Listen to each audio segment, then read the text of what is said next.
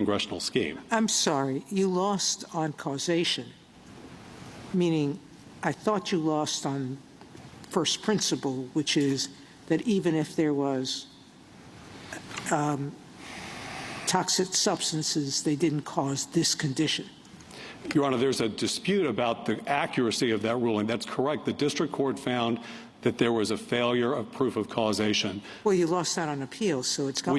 We did not, Your Honor. That question was never decided by the Fifth Circuit. It would remain to be decided. I see. And our position is that the proof that was put forward at trial is sufficient. Okay, counsel, you answered. Thank you, Your Honor. Well, you made a reference to the possibility that the standard for judgment as a matter of law might be different in Texas, in the Texas courts than in the federal courts, or did I misunderstand what you said? Your Honor, I think that's a possibility. I think if it were necessary to litigate the preclusion question in a state court proceeding, then it would be necessary to determine whether the legal rule that was applied in the federal courts, if in fact one assumed the Fifth Circuit upheld judgment as a matter of law, was applying the same standard for sufficiency that the state courts would apply. That's not a question that the parties have developed, because to this point we've clashed on the merits only under the Fifth Circuit's precedent.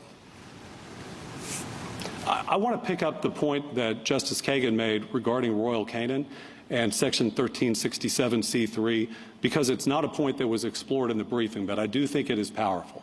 Because the holding of Royal Canin, of course, is that a plaintiff's voluntary amendment that abandons a federal question claim completely deprives the court of original jurisdiction, and therefore deprives it of discretion to entertain a supplemental jurisdiction claim under state law claims. The necessary premise of that is that where 1367(3) states that otherwise a federal court that dismisses the original jurisdiction claim may retain jurisdiction over the state law claims, is that if the federal court has involuntarily dismissed the claim, it doesn't lose jurisdictional significance. That claim, although dismissed in an interlocutory posture, retains its jurisdictional significance for purposes of original jurisdiction. So